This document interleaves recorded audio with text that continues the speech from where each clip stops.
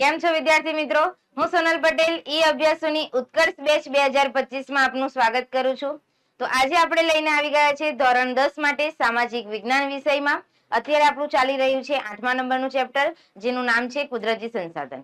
તો કુદરતી સંસાધનમાં ઓલરેડી આપણે જોઈ ગયા છે કે સંસાધનોનું વર્ગીકરણ કઈ કઈ રીતે કરવામાં આવે. યાદ છે ને? તો કે માલિકીની દ્રષ્ટિએ, ત્યાર પછી પુનઃ પ્રાપ્યતાના આધારે અને વિતરણની દ્રષ્ટિએ. ત્યાર પછી આપણે જોયું કે ભૂમિના પ્રકાર ટોટલ કેટલા હતા, જેને આપણે આંગળીચી કરશે. ભારતીય કૃષિ સંશોધન પરિષદે જમીનને કેટલા પ્રકારમાં વર્ગીકૃત કરી છે? 8. કઈ કઈ? બેસી જાઓ. બીજા કોઈ? હા, બોલ વચ્ચે.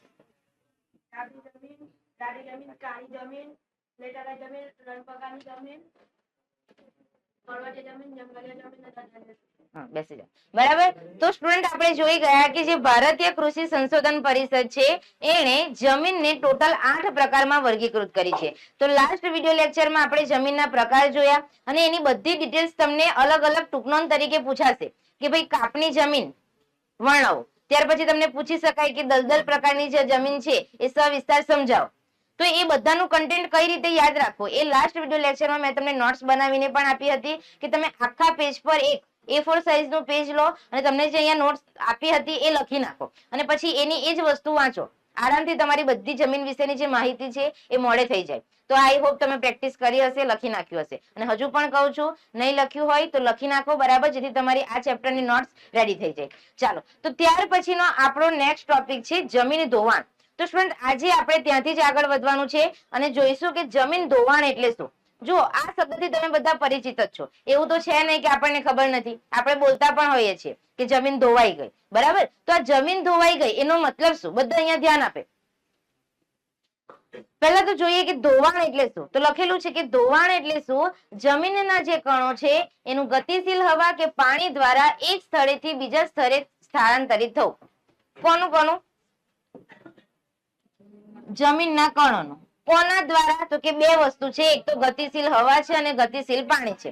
ગતિશીલ હવાનો મતલબ, બરાબર, અત્યારે ચોમાસું ચાલી રહ્યું છે તો આપણને ખબર હોય કે પવન વધારે હોય તો શું થાય? જમીનના જે કણો છે, ધૂળ માટી છે, બરાબર, એ બધા રજકણો ઉડીને શું કરશે? એક જગ્યાએથી બીજી જગ્યાએ જશે. એવી જ રીતે વાત કરું કે ગતિશીલ પાણી, તો આપણને ખબર છે કે ગતિશીલ પાણીનો વહેણ જ્યાં વધારે હોય, બરાબર, ત્યાં પણ એવું થશે કે જમીન પર જે કણો રહેલા છે એ ઘસડાઈને ક્યાં જશે? માની લો કે અત્યારે આપણી સોસાયટીમાં છે, બરાબર, ત્યાંથી જઈને બાજુવાળી સોસાયટીમાં, બરાબર, એવું થાય ને. તો અહીંયા લખેલું છે કે ધોવાણ એટલે શું? યાદ રાખીશું. એકદમ સિમ્પલ વ્યાખ્યા છે કે ભાઈ જમીનના કણોનું બે વસ્તુ આવવું જોઈએ અંદર.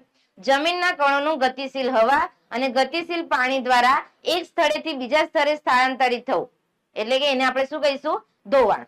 બરાબર. ત્યાર પછી આગળ કે અન્ય રીતે કહીએ તો ઉપલા જમીન કણોનું ઝડપથી કુદરતી બળો દ્વારા અન્યત્ર સ્થળાંતર થઈ જવું. અહીંયા એક શબ્દનો ઉપયોગ કરેલું છે, કુદરતી બળ. તો કુદરતી બળનો મતલબ શું? એવું નહીં કે તાકાત. તાકાતની અહીંયા કોઈ વાત નથી કરી. કુદરતી બળ એટલે શું? પૂર, એ આપણા હાથમાં નથી. ત્યાર પછી ધરતીકંપ થાય, અત્યારે આપણે અહીંયા બેઠા છે, જમીન હલે, કઈ કહેવાય નહીં, તો ધરતીકંપ. ત્યાર પછી વાવાઝોડું છે, તોફાન છે, તો આ બધા શું છે? કુદરતી બળ છે. તો આવી કોઈ પણ કુદરતી આપત્તિ આવી પડે, બરાબર, અને એના દ્વારા પણ જે જમીનના કણો છે એ એક જગ્યાએથી બીજી જગ્યાએ જાય તો એને પણ આપણે શું કહીશું? જમીનનું ધોવાણ. બરાબર. તો આ સિમ્પલ વ્યાખ્યા તમારે બંને યાદ રાખવાની છે. ત્યાર પછી આગળ વધીએ. તેની ઉપરનું પડ બનતા વર્ષો લાગ્યા છે. આપણે જે જમીન અત્યારે જોઈ રહ્યા છે, બરાબર, જે પૃથ્વી પર ભૂપૃષ્ઠ આવેલું છે, એ ભૂપૃષ્ઠ પર આપણે રહીએ છીએ તો એ જમીનને બનતા કેટલા વર્ષો લાગેલા છે? ઘણા બધા વર્ષો લાગેલા છે. એવું તો છે નહીં આપણને ઈચ્છા થાય કે ભાઈ એક વર્ષમાં હું જમીન બનાવી દઉં. બને ખરી? ના. અને ઓલરેડી આ ચેપ્ટરમાં આપણે ભણી ચુક્યા છીએ કે ભાઈ જમીનનું નિર્માણ કઈ રીતે થાય. યાદ છે ને?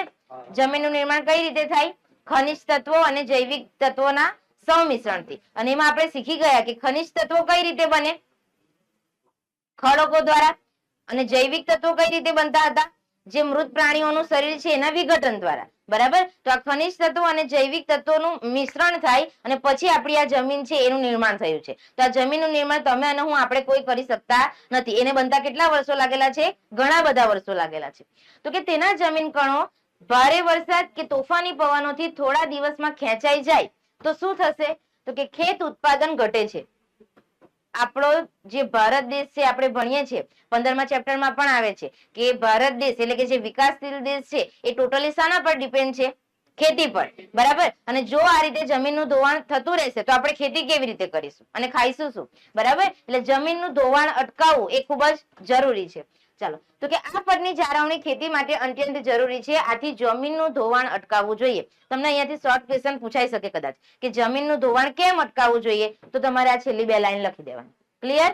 આગળ વધીએ. હવે આપણે જોઈએ કે જમીનનું ધોવાણ અટકાવવાનું તો ખરું, પણ એ માટે કયા કયા પગલા આપણે લઈ શકીએ. તો ધ્યાન આપજો. જો તમને અહીંયા જમીન દેખાય છે, આ બધી જમીન કેવી છે? ધોવાઈ ગયેલી છે, બરાબર.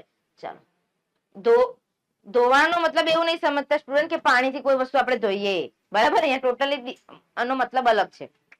ચાલો, તો જોઈએ કે જમીન ધોવાણ અટકાવવાના ઉપાયો.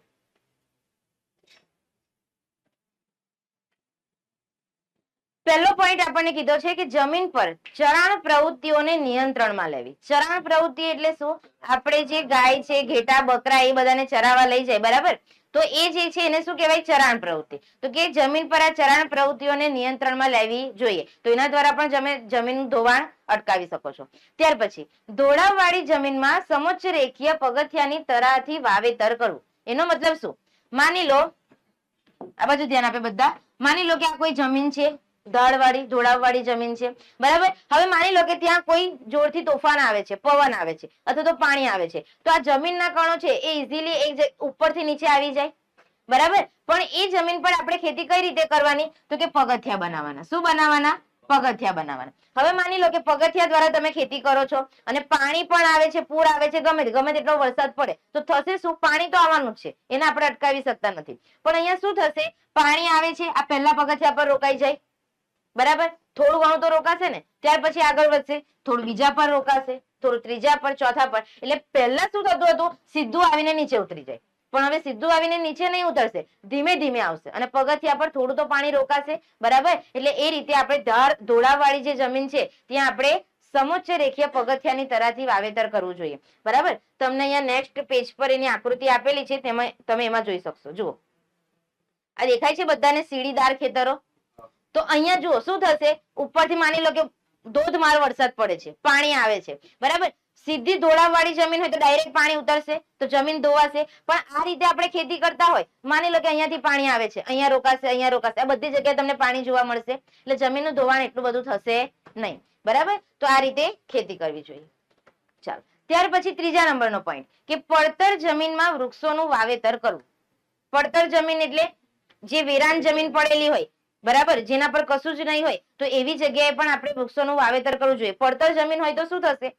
ત્યાં ઇઝીલી આ ગતિશીલ હવા કે ગતિશીલ પાણી હોય તો એના દ્વારા જમીનના કણો ઉડી ઉડીને બીજી જગ્યાએ જતા રહેશે. પણ જો આપણે ત્યાં વૃક્ષો વાવીશું તો આ વૃક્ષો શું કામ કરશે? પડતર જમીન પર વૃક્ષોના મૂળ જે છે એ માટીના કણોને જકડી રાખશે, પકડી રાખશે. એટલે ત્યાં જમીનનું ધોવાણ પહેલા જે થતું હતું એટલું હવે થશે નહીં. એટલા માટે કહેવામાં આવે છે કે તમારે પડતર જમીનમાં વૃક્ષોનું વાવેતર કરવું જોઈએ. ત્યાર પછી આગળ કે પાણીના વહેણા પડેલા હોય ત્યાં આડબંધ બનાવવા.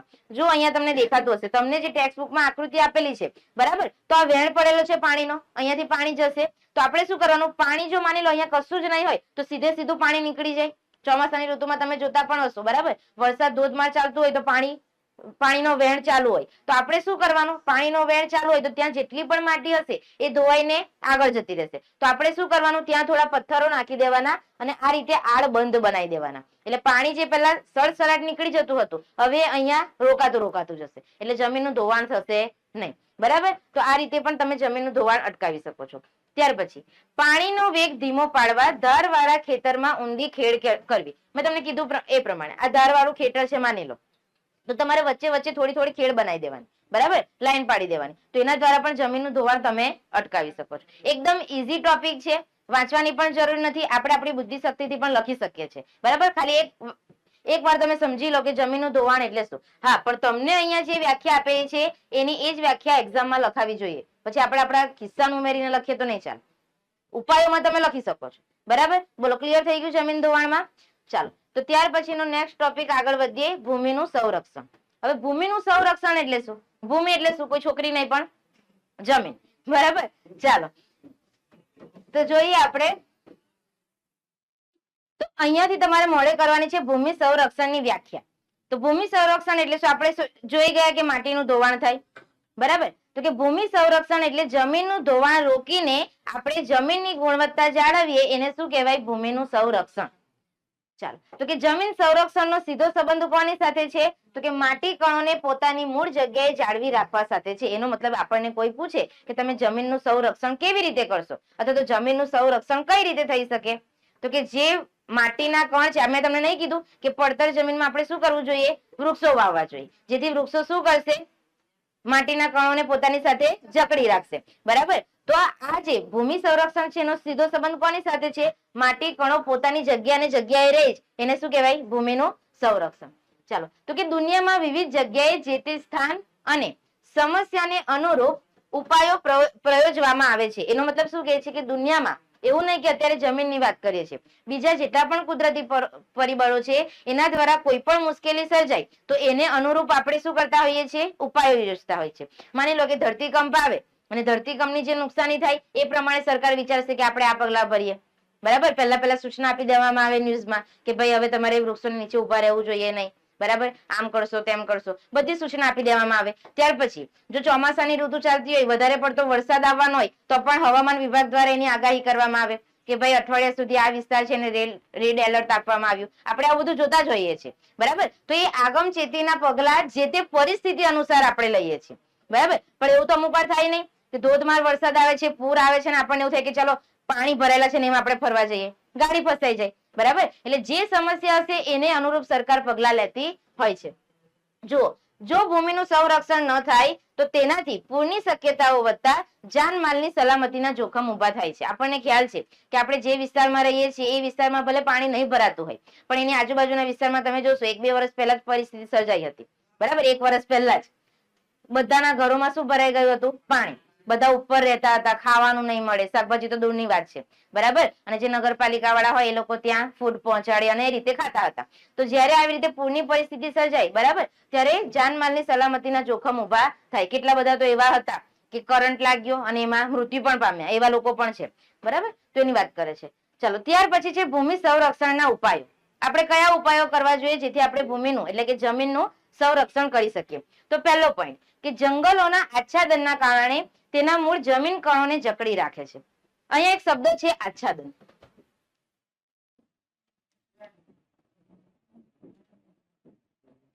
સમજીએ કે આચ્છાદન એટલે શું. માની લો કે આ કોઈ એક ખેતર છે, બરાબર. ખેતરમાં તમે પાક ઉગાડેલો છે તો તમે પાક આ રીતે હરોળમાં ઉગાડેલો હશે, હા કે ના? થોડી વચ્ચે જગ્યા રાખીને પછી જ પાક ઉગાડવામાં આવે. હવે થશે શું? માની લો કે સૂર્યપ્રકાશ છે તો આ સૂર્યપ્રકાશનો બધો તડકો ક્યાં આવશે? આ પાક પર આવશે. તો વચ્ચેની જે જમીન છે ત્યાં પણ સૂર્યના કિરણો તો પડશે ને, પડે કે નહીં? પડશે. એટલે આ વચ્ચેની જગ્યા પર જે સૂર્યના કિરણો પડે છે અને આપણે શીખી ગયા છે જમીનના પ્રકારમાં કે જમીનમાં શું હોય? ભેજ હોય. શીખેલા ને? ભેજ સંગ્રહણ શક્તિ, બરાબર. તો આ જમીનમાં શું હોય છે? ભેજ હોય છે. હવે જેવો સૂર્યનો પ્રકાશ પડે છે, ચાલો, તો આ જે જમીન છે જેના પર પાક ઉગાડેલો છે તો ત્યાં સૂર્યના કિરણો એટલા બધા જશે નહીં. કેમ? કે જે આપણે પાક ઉગાડેલો છે એ પણ સૂર્યના કિરણો તો શોષશે. આપણે ભણીએ છીએ વનસ્પતિ શું કરે? પ્રકાશ સંશ્લેષણની ક્રિયા કરે. એટલે એ પહેલા લેશે સૂર્યના કિરણો અને પછી જે વધશે એ જમીનમાં જશે. પણ અહીંયા જે જગ્યા છે જેના પર તમે પાક ઉગાડેલો જ નથી તો ત્યાં તો શું? સૂર્યના કિરણો સીધા જશે અને પેલો ભેજ જે જમીનમાં છે એને શોષી લેશે, બરાબર. તો આપણે શું કરવાનું કે આ પાક તમે જે ઉગાડેલા છે એની વચ્ચેની જગ્યાએ ત્યાં પણ તમારે કોઈ નાના આંતર પાક ઉગાડી લેવાના. શું કરવાનું? કોઈ બીજો પાક ઉગાડી લેવાનો. એટલે હવે શું થશે? પહેલા સૂર્યપ્રકાશ સીધો જમીનમાં જતો હતો, ભેજ શોષી લીધો. હવે તમે પાક ત્યાં પણ ઉગાડી લીધો. હવે સૂર્યનો પ્રકાશ પડશે તો આ પહેલા કોણ લેશે? પાક લેશે અને પછી જમીનમાં જશે. એટલે શું થશે? જમીનનું જે ભેજનું પ્રમાણ છે એ જળવાઈ રહેશે. તો આને શું કહેવાય? આચ્છાદન, બરાબર. તો અહીંયા જંગલોનું આચ્છાદન આપણે વધારવાનું છે અને પછી શું થશે? તો કે એના મૂળ જમીન કણોને જકડી રાખે છે. ઓલરેડી આપણે વાત કરી ગયા. ત્યાર પછી નદીના કોતરો અને પહાડી ઢોળાવો પર વૃક્ષારોપણ કરવું, બરાબર. ત્યાર પછી તો કે રણની નજીકના ક્ષેત્રોમાં વાતા પવનોને રોકવા વૃક્ષોની હારમાળા ઉગાડવી તે રણને આગળ વધતું અટકાવે છે. આપણને ખબર છે રણની વાત આવે એટલે તરત આપણે કચ્છના રણને યાદ કરીએ, આપણને જોવાનું પણ ગમે, બરાબર. પણ જે કચ્છનું રણ છે એવા કોઈ પણ પ્રકારના રણ લઈ લઈએ તો ત્યાં માટી, બરાબર, એક જગ્યાએથી ઇઝીલી બીજી જગ્યાએ ઉડીને જાય અને જમીનનું ધોવાણ થતું રહે. તો આપણે એવા રણ પ્રદેશમાં પણ શું ઉગાડવા જોઈએ? વૃક્ષો ઉગાડવા જોઈએ જેથી ત્યાં એટલું બધું જમીનનું ધોવાણ થાય નહીં.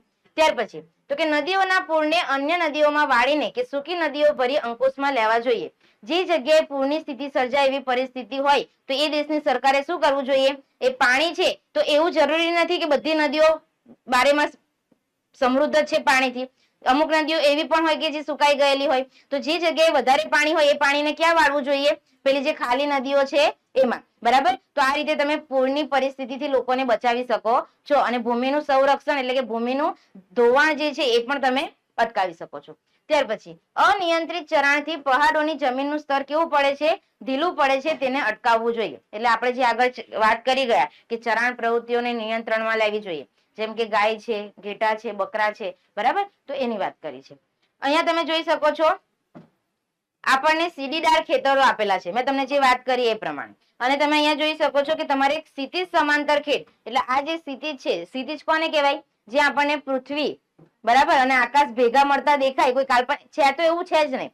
આપણે કોઈ જગ્યાએ ઉભા હોય દરિયા કિનારે તો દરિયા કિનારે ખાસ એવું થાય આપણે મમ્મીને એવું પણ કહેતા હોઈએ કે જો પેલી જગ્યા છે ને છેલ્લે ત્યાં જે આકાશ છે અને પાણી ત્યાં ભેગું થઈ જતું હશે. પણ એવું તો છે જ નહીં. તો એને આપણે જે કાલ્પનિક કલ્પના કરીએ છીએ એ શું છે? ક્ષિતિજ. તો એને સમાંતર તમારે આ રીતે ખેતી કરવી જોઈએ. ચાલો નેક્સ્ટ બીજા બે પોઈન્ટ છે જોઈ લઈએ. આપણને કીધું છે કે ક્ષિતિજ સમાંતર ખેડ અને સીડીદાર ખેતરો જેવી પદ્ધતિઓ અપનાવી જોઈએ. જે અત્યારે આપણે આકૃતિમાં જોઈ ગયા. તો કે ફળદ્રુપતા ગુમાવી બેઠેલી જમીનમાં પુનઃ સેન્દ્રિય પદાર્થોનું ઉમેરણ કરવું જોઈએ. આપણે જમીનના પ્રકારમાં ભણી ગયા કે ઘણી બધી જમીન એવી છે કે જેની ફળદ્રુપતા કેવી છે? વધારે. અને ઘણી જમીન એવી છે કે જેની ફળદ્રુપતા ઓછી છે. તો જે જમીનની ફળદ્રુપતા ઓછી થઈ ગઈ છે એમાં તમારે ફરીથી સેન્દ્રિય પદાર્થો ઉમેરવા જોઈએ અને એની ફળદ્રુપતા વધે એવા પ્રયત્નો કરવા જોઈએ. ચાલો તો કે ઉપરોક્ત ઉપાયો કરવાથી જમીનનું સંરક્ષણ કરી શકાય છે અને જમીનનું સંરક્ષણ આજની તાતી જરૂરિયાત છે. એટલે કે આજની મુખ્ય જરૂરિયાત છે.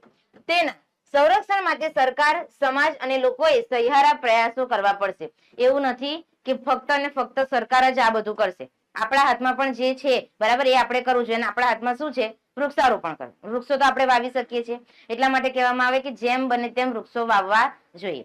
બરાબર? તો અહીંયા આપણું ચેપ્ટર પત્યું પણ અહીંયા આપણે ઓલરેડી જે ભણી ગયા છે એના રિવિઝન રૂપે આજે આપણે હેતુલક્ષી પ્રશ્નો જે છે તમને 1 માર્ક્સમાં પૂછાય છે. ખાલી જગ્યા છે. બરાબર? તો એનું સોલ્યુશન કરવાના છે એટલે બધા વિડિયો લેક્ચર લાસ્ટ સુધી જોવાનો છે. ચાલો તો તમને જે અહીંયા સ્વાધ્યાય આપ્યું છે એમાં ધ્યાન આપો. તમને લોંગ ક્વેશ્ચનમાં પૂછાશે અને મેં તમને ભણાવતી વખતે પણ કીધું હતું કે સંસાધન એટલે શું? તેના ઉપયોગો બધાને યાદ છે? આશ્રિત કે નિર્ભર હોય માનવી. બરાબર? પછી બુદ્ધિ શક્તિનો ઉપયોગ કરી શકે. ત્યાર પછી ભૂમિ સંરક્ષણ એટલે શું? એના ઉપાયો અત્યારે જ ભણી ગયા. એ સવાલ તમને પૂછાઈ શકે છે. પછી જુઓ જમીન નિર્માણની પ્રક્રિયા વર્ણવી તેના પ્રકારો શેના આધારે પાડવામાં આવે છે? તો જે જમીન નિર્માણનો ટોપિક હતો 2 પેરેગ્રાફનો ફક્ત અને ફક્ત એટલું જ લખવાનું છે. નિર્માણ ખાલી. ત્યાર પછી કાપની જમીન વિશે નોંધ લખો. મેં તમને આજના વિડિયો લેક્ચરના સ્ટાર્ટિંગમાં જ કીધું કે જમીનના પ્રકાર ભણાવેલા છે એમાંથી અલગ અલગ ટૂંક નોંધો પૂછાશે. જોઈ શકો છો અહીંયા પહેલા પૂછાયું કાપની જમીન, પછી કીધું છે તમને કાળી જમીન. કાળી જમીનનું બીજું નામ રેગોળ, ત્રીજું નામ કપાસની જમીન. યાદ રાખજો.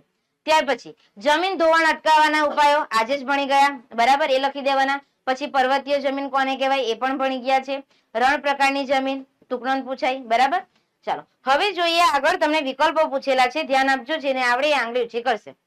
આપણને કીધું છે કે દુનિયામાં 1 કે 2 સ્થળે જ મળતું સંસાધન વિતરણની દ્રષ્ટિએ જે પ્રકાર હતા એમાં આવી ગયું છે. ચાલો હિન્ટ પણ આપી દીધી. હા બેસી જાઓ. શું કહેવાય? દુનિયામાં 1 કે 2 સ્થળે મળતું સંસાધન એને શું કહેવાય? એકલ સંસાધન. એમાં આપણે કયું સંસાધન તમને આપેલું હતું અંદર? ક્રાયોલાઇટ. જે ક્યાં હોય? ગ્રીનલેન્ડ. બરાબર? ચાલો પછી જમીનનું નિર્માણ મૂળ ખડકોના ખાલી જગ્યા મળવા વાળા પદાર્થોથી થાય છે. ઓપ્શન આપેલા છે ખવાણ અને ઘસારાથી, સ્થળાંતર અને સ્થગિતતાથી, અનુક્રમ અને વિક્રમથી કે ઉધ્વ અને શીર્ષથી. આ બાજુ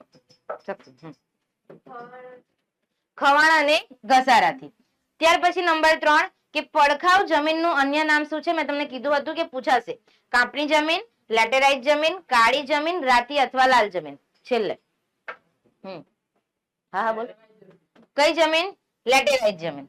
ત્યાર પછી આગળ હાલમાં ભારતીય કૃષિ સંશોધન પરિષદ દ્વારા ભારતની જમીનને મુખ્ય ખાલી જગ્યા પ્રકારોમાં વહેંચવામાં આવી છે. આજનો વિડિયો લેક્ચર સ્ટાર્ટ કરતા પહેલા જ મેં આ સવાલ પૂછ્યો છે. બોલ.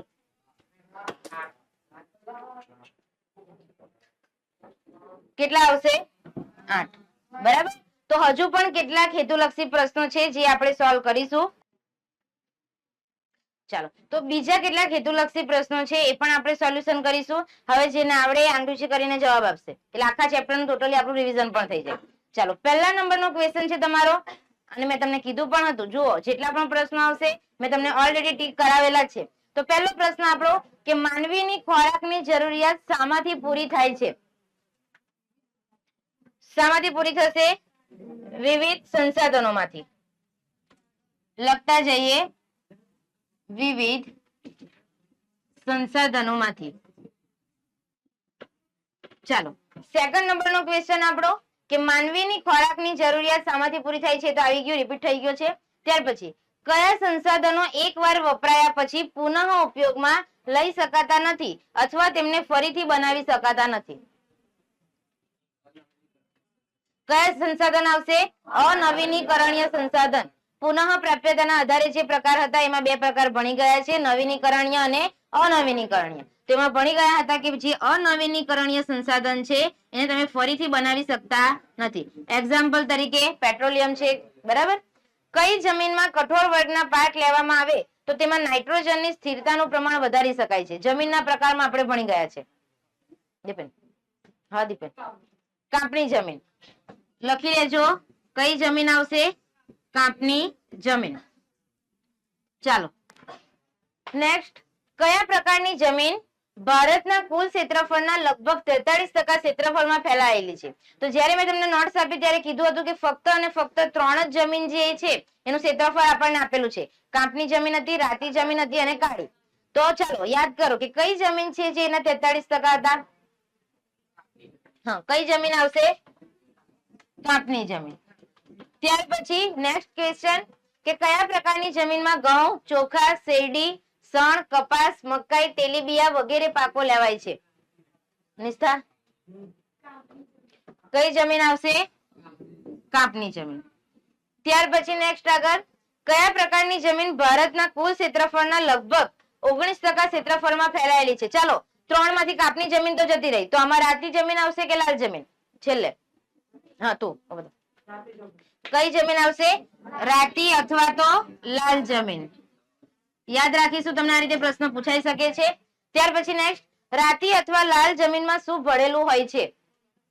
તમને ટીક કરાવેલું મેં અને લખાવેલું પણ છે નોટ્સમાં. હા હા, શું આવશે? Ferric oxide, Fe2O3. Ferric oxide.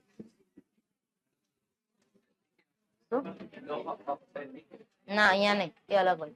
ચાલો, ત્યાર પછી આગળનો સવાલ કે કઈ જમીનમાં મેગ્નેશિયમ ફોસ્ફેટ, નાઇટ્રોજન અને પોટાશની ઉણપ જોવા મળે છે? છેલ્લે, હા, કઈ જમીન આવશે? રાતી અથવા લાલ જમીન.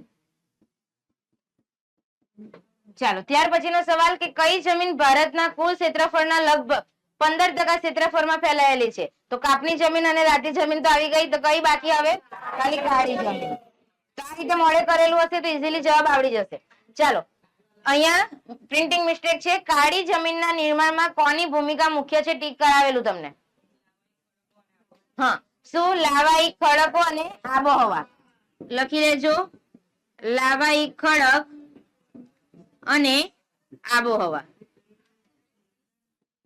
ચાલો, ત્યાર પછીનો નેક્સ્ટ સવાલ આપણો કે કઈ જમીનની ભેજ સંગ્રહણ શક્તિ ઘણી વધારે છે? કઈ જમીન આવશે? કાળી જમીન. ત્યાર પછી આગળ, કઈ જમીનને કપાસની જમીન તરીકે ઓળખવામાં આવે છે? પૂછી લીધું મેં આજે ભણાવતા ભણાવતા જ. કઈ જમીન આવશે? કાળી જમીન. અને કેમ કપાસની જમીન કહેવામાં આવે આપણે શીખી ગયા, કારણ કે કપાસના પાકને વધારે અનુકૂળ હોવાથી. ચાલો, નેક્સ્ટ સવાલ જોઈશું કે કઈ જમીનને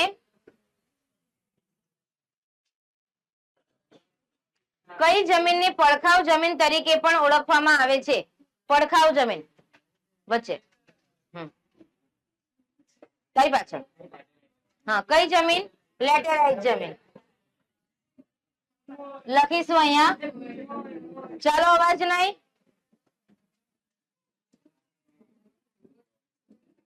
આગળ, લેટેરાઇટ જમીનનો લાલ રંગ શાના કારણે હોય છે? ડીપેની પાછળ હા શું આવશે? લો ઓક્સાઇડ ના કારણે. ચાલો ત્યાર પછીનો નેક્સ્ટ સવાલ કે કઈ જમીન ભીની થાય ત્યારે માખણ જેવી મુલાયમ અને સુકાય ત્યારે સખત બને છે? વચ્ચે કઈ જમીન આવશે? લેટેરાઇટ જમીન. ત્યાર પછીનો આગળનો સવાલ કે કઈ જમીનમાં લોહ તત્વ પોટાશ અને એલ્યુમિનિયમનું પ્રમાણ વધારે હોય છે? શિખા કઈ જમીન આવશે? લેટેરાઇટ જમીન. સ્ટુડન્ટ તમને બધી જમીનના જે પ્રકાર આપેલા છે એ બધી જમીનના પ્રકાર વિશે માહિતી આવડતી હશે તો જ આવા સવાલ આવડશે, બાકી આવડશે નહીં. એટલા માટે જ કીધું છે કે જે નોટ્સ આપી છે એને દરરોજ વાંચતા રહો. ચાલો કઈ જમીનમાં દ્રાવ્ય ક્ષારોનું પ્રમાણ વધારે હોય છે? રિધિમા કઈ જમીન આવશે? રણ પ્રકારની. ત્યાર પછી નેક્સ્ટ આગળ જુઓ કે કઈ જમીનનું સ્તર પાતળું અને અપરિપક્વ હોય છે? આ બાજુ વચ્ચે હા હા હા બોલ. કઈ જમીન? પર્વતીય જમીન. ત્યાર પછી નેક્સ્ટ આગળ કે કઈ જમીન ભેજવાળા વિસ્તારમાં જૈવિક પદાર્થોના સંચયથી વિકસે છે? મેં તમને વાત કરેલી હા વચ્ચે હા હા કઈ જમીન? દલદલ કે પીટ પ્રકારની જમીન. ચાલો કુદરતી સંસાધનમાં કયા બે ગુણધર્મો હોવા જરૂરી છે? જ્યારે આપણે કુદરતી સંસાધન વિશે માહિતી મેળવતા હતા ત્યારે મેં તમને વાત કરેલી. આંગળી ઊંચી કરીને હા બોલ. હા બોલ. હા બે ગુણધર્મો, એક તો પહેલા ઉપયોગિતા અને કાર્ય કરવાની યોગ્યતા.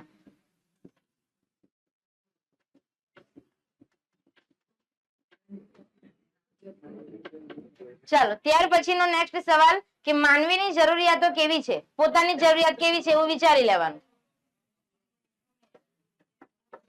કેવી છે? અમર્યાદિત. ત્યાર પછી નેક્સ્ટ આગળ કુદરતી સંસાધનો કેવા છે? માનવીની જરૂરિયાતો અમર્યાદિત છે પણ એની સામે સંસાધનો કેવા? હા હા બોલે મર્યાદિત. ચાલો ત્યાર પછીના નેક્સ્ટ સવાલ જુઓ. આપણને કીધું છે કે સંરક્ષણ શબ્દનો સીધો સંબંધ કોની સાથે જોડાયેલો છે? હા બોલ બોલ બોલ. શું આવશે? સંસાધનની અછત. ચાલો ત્યાર પછીનો નેક્સ્ટ સવાલ કે કઈ જમીનમાં નાઇટ્રોજન અને હ્યુમસની માત્રા ઓછા પ્રમાણમાં હોય છે? હા બોલ વચ્ચે હા કઈ જમીન આવશે?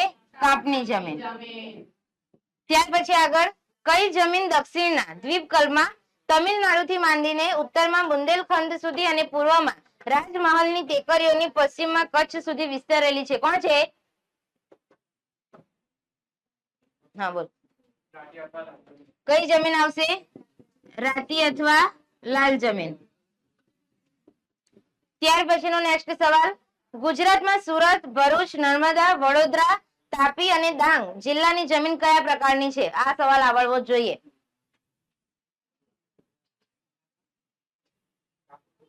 હા બોલ આ બાજુ વચ્ચે. કઈ જમીન આવશે? કાળી જમીન. ચાલો ત્યાર પછીનો નેક્સ્ટ સવાલ જોઈએ કે લેટેરાઇટ જમીનનું નામ લેટિન ભાષાના કયા શબ્દ પરથી પડ્યું છે? એક જ જમીનમાં આવું કંઈક આવતું હતું એ લેટેરાઇટમાં. હા બોલ વચ્ચે. હા જેનો અર્થ શું થાય? ઈંટ.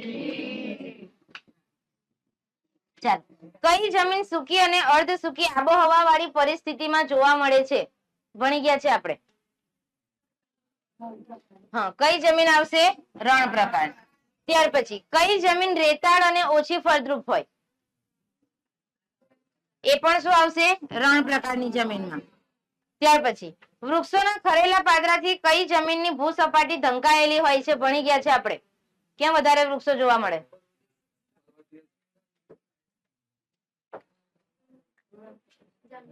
કઈ જમીન આવશે? જંગલ પ્રકારની જમીનમાં. ચાલો ત્યાર પછી નેક્સ્ટ આગળ જુઓ કઈ જમીન વર્ષા ઋતુ દરમિયાન પાણીમાં ડૂબેલી હોય છે અને પાણી ઓસરતા તેમાં ડાંગરની ખેતી કરવામાં આવે છે? આ પોઈન્ટ આવી ગયો છે. હા બોલો છે, બોલ બોલ. કઈ આવશે? દલદલ કે પીટ પ્રકારની જમીન. તો આ સવાલ હતા કે જે તમને એક શબ્દમાં પૂછાઈ શકે. હવે જોઈએ કે ખાલી જગ્યા તમને કઈ રીતે પૂછાય. મેં તમને કીધું છે એના એ જ પોઈન્ટ અહીંયા પણ આવશે, પણ થોડું ટ્વિસ્ટ કરીને પૂછશે. જોઈએ કે માનવીની ખોરાકની જરૂરિયાત વિવિધ ખાલી જગ્યામાંથી જ પૂરી થાય છે. અત્યારે જ આપણે ભણી ગયા સંસાધનમાં. ત્યાર પછી જમીન, મકાન વગેરે ખાલી જગ્યા સંસાધન છે જેને આપણે આંગળી કરશે. વ્યક્તિગત, રાષ્ટ્રીય કે સામૂહિક? શું આવશે? વ્યક્તિગત. ત્યાર પછીનો સવાલ, લશ્કર, આંતરરાષ્ટ્રીય વેપાર વગેરે ખાલી જગ્યા સંસાધન છે. મેં તમને જે વિતરણની દ્રષ્ટિએ, પુનઃપ્રાપ્યતાના આધારે અને માલિકીના આધારે જે વર્ગીકરણ આપ્યું છે એની પણ નોટ્સ આપી છે, એ વાંચી લો તો આરામથી આ બધા સવાલ આવડે. બોલ શું આવશે? રાષ્ટ્રીય. ચાલો ત્યાર પછી આગળ, વાતાવરણમાં રહેલા ઓક્સિજન, નાઇટ્રોજન વગેરે ખાલી જગ્યા સંસાધન છે. હા બોલાવે છે. શું આવશે? સર્વસુલભ. જેના પ્રાપ્તિ સ્થાનો મર્યાદિત હોય તેવા ખનિજો ખાલી જગ્યા સંસાધન છે. એકલ, વિરલ કે સામાન્ય સુલભ? હા બોલ. શું આવશે? વિરલ સંસાધન. દુનિયામાં ભાગ્યે જ એક કે બે સ્થળે જ મળી આવતું ખનિજ ખાલી જગ્યા સંસાધન છે. આવી ગયું આજે જ, છેલ્લે લાસ્ટ બેન્ચ. હા શું આવશે? એકલ સંસાધન. સૂર્યપ્રકાશ, પશુ પક્ષીઓ વગેરે ખાલી જગ્યા સંસાધનો કહેવાય છે. નવીનીકરણીય કે અનવીનીકરણીય? આ તો કશામાં પ્રકારમાં આવતું જ નથી એટલે કેન્સલ. શું આવશે? નવીનીકરણીય. ચાલો ત્યાર પછી આગળ, જે સંસાધનો અખૂટ હોય છે તેને ખાલી જગ્યા સંસાધનો કહેવાય. અખૂટ એટલે ખૂટે જ નહીં. શિખા શું આવશે? નવીનીકરણ. ત્યાર પછીનો સવાલ, ખનિજ, કોલસો, પેટ્રોલિયમ, કુદરતી વાયુ વગેરે ખાલી જગ્યા સંસાધનો છે. નવીનીકરણીય કે અનવીનીકરણીય? વૈજ્ઞાનિક તો છે જ. શું આવશે? અનવીનીકરણ. જે સંસાધનો એકવાર વપરાયા પછી પુનઃ ઉપયોગમાં લઈ શકાતા નથી તેને ખાલી જગ્યા સંસાધનો કહેવાય. નવીની કે અનવીનીકરણીય? ચલ નેક્સ્ટ આગળ, કુદરતી સંસાધનો ખાલી જગ્યા છે. અમર્યાદિત, મર્યાદિત કે અખૂટ? તો કેવા આવશે? મર્યાદિત. ત્યાર પછી સંરક્ષણ શબ્દનો સીધો સંબંધ સંસાધનોની ખાલી જગ્યા સાથે જોડાયેલો છે. અછત.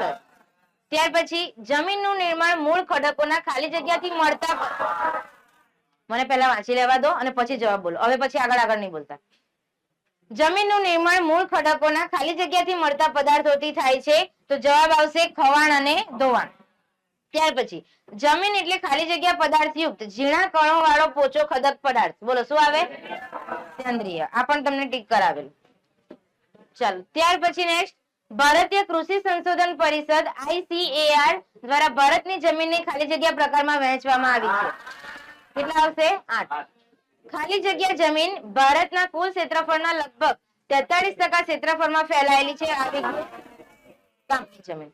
કાંપની જમીન ભારતના કુલ ક્ષેત્રફળના લગભગ ખાલી જગ્યા ક્ષેત્રફળ 43. બરાબર. બંને સવાલ જોઈ શકો છો, એકના એક જ છે, અલગ અલગ રીતે પૂછેલા છે. આ રીતે તમને પૂછાશે.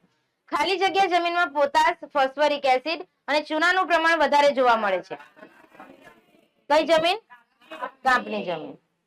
ચાલો ત્યાર પછી નેક્સ્ટ, ખાલી જગ્યા જમીન ભારતના કુલ ક્ષેત્રફળના લગભગ 19% ક્ષેત્રફળમાં ફેલાયેલી છે. રાતી અથવા લાલ? એનો એક સવાલ પૂછેલો છે સેમ અલગ રીતે કે રાતી અથવા લાલ જમીન ભારતના કુલ ક્ષેત્રફળના લગભગ ખાલી જગ્યા ક્ષેત્રફળમાં ફેલાયેલી છે. 19. ખાલી જગ્યા જમીન ભારતના કુલ ક્ષેત્રફળના લગભગ 15% ક્ષેત્રફળમાં ફેલાયેલી છે. તો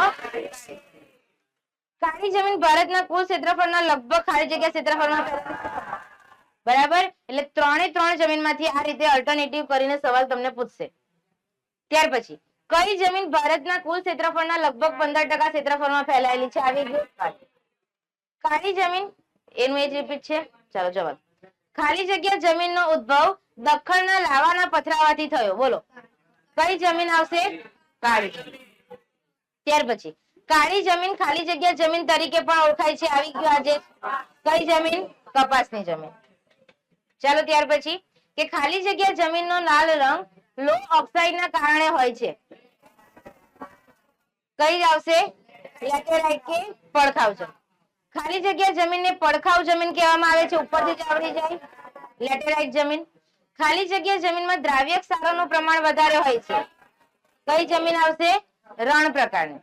ત્યાર પછી ખાલી જગ્યા જમીનનું સ્તર પાતળું અને અપરિપક્વ હોય છે તો પર્વતીય જમીન. ચાલો ત્યાર પછી ખાલી જગ્યા જમીન ભેજવાળા વિસ્તારમાં જૈવિક પદાર્થોના સંચયથી વિકસે છે. દલદલ પ્રકારની જમીન. દલદલ પ્રકારની જમીનનું બીજું નામ શું?